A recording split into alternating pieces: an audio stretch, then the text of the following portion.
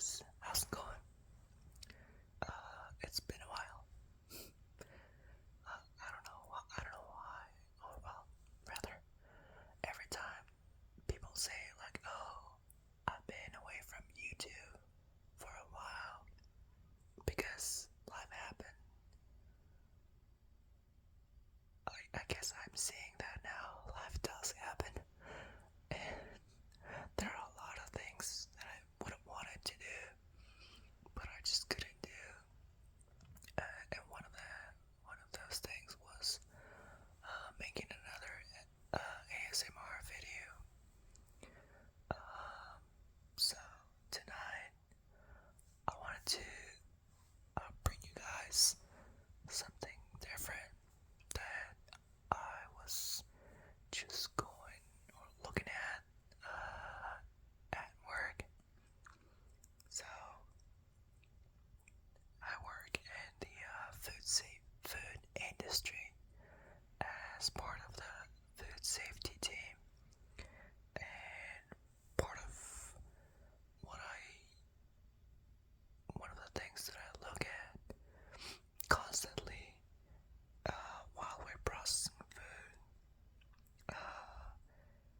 is directives and general guidelines from USDA, the government, and I thought, why not just read through the one of the directives that and maybe it'll just relax you or get you bored enough so that you go to bed. Because that's what happened to me at work one time, that I had to go through a lot of the things to read, and I just started falling asleep in my chair, and then but I didn't fully go to sleep, but I did. Like my head was just falling down, and then my eyelids got heavy, and I don't know. It was funny. It was funny, but this information is, I mean, it's really interesting, but it may be exhausting. So that's why I thought it might be a good opportunity, or maybe a good idea for a YouTube video to read the what's it called, the from the uh, wait, something's going on.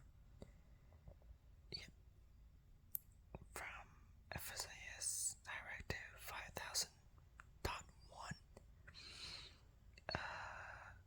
verifying an establishment's food safety system, revision 6.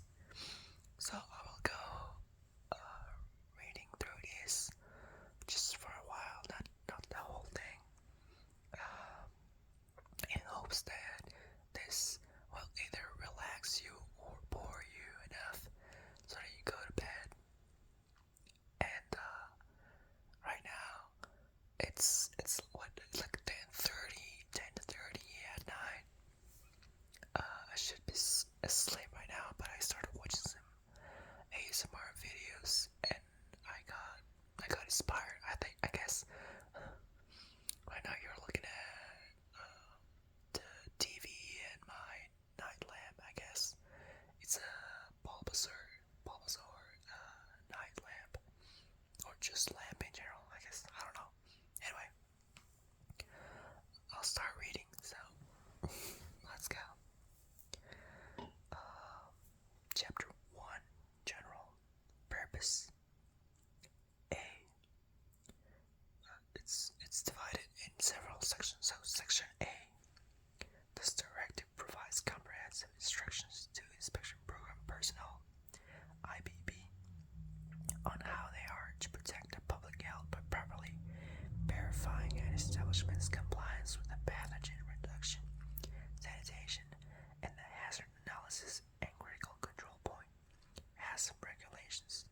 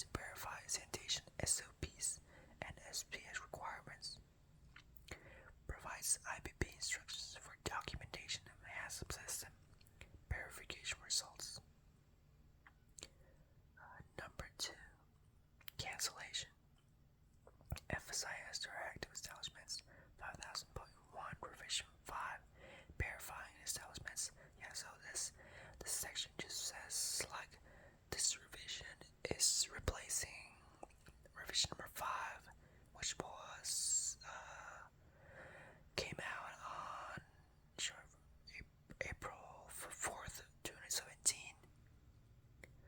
Section 3, background.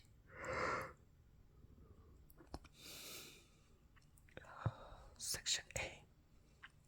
It says Section 608 of the Federal Meat Inspection Act, FMIA, Section 456 of the Poultry Products Inspection Act, PPIA, and Section 1035 of the Egg Products and Inspection Act, EPIA, authorize the Secretary to require establishments to maintain and operate in such sanitary manner to prevent adulterated products from entering commerce. So, each establishment should have a plan, like let's say any point, like operating procedures where they establish or declare like what is the establishment doing to prevent any food safety hazards from happening. So food safety hazard, let's say, well, I'm just running I can't think right now, but that has a plan, that establishment has a plan, whatever establishment it's meat, beef, pork, fish, poultry, whatever establishment. What I think right now, most likely has, or rather should have, some guidelines that they follow, some procedures that they follow in order to prevent, let's say, salmonella outbreaks from their plant. It could happen like any fecal from, well, salmonella comes or is directly related to feces from animals. Any sort of metal contamination from reaching the customer, any sort of like what else? I know in poultry there's septicemia and toxemia, so diseases related to just general chicken health that could become a major problem to humans, as if they ingest contaminated products. So Section B, based on the authority of the FMIA, PPIA, and EPIA, FSIS applies the official mark of inspection of products that agency IBP find are not adulterated, to produce unadulterated product to establishments, or to implement a food safety system. There it is. That includes assessing what food safety hazards are reasonably likely to occur in the establishment's production process, maintaining conditions to produce a safe product, and maintaining controls necessary to prevent the development of hazards during the operation of the establishment. So that explained a little bit better what I was just saying. So Section C, to achieve these results, the establishment needs to have a validated food safety system. The food safety system that the regulations require is HACCP. A HACCP system consists of the following components. 1. A flowchart describing the steps in each process and product flow. The hazard analysis, which is supporting documentation, and the HACCP plans. The establishment implements to control food safety hazards identified as reasonably likely to occur. Section D. The regulations also require that the establishment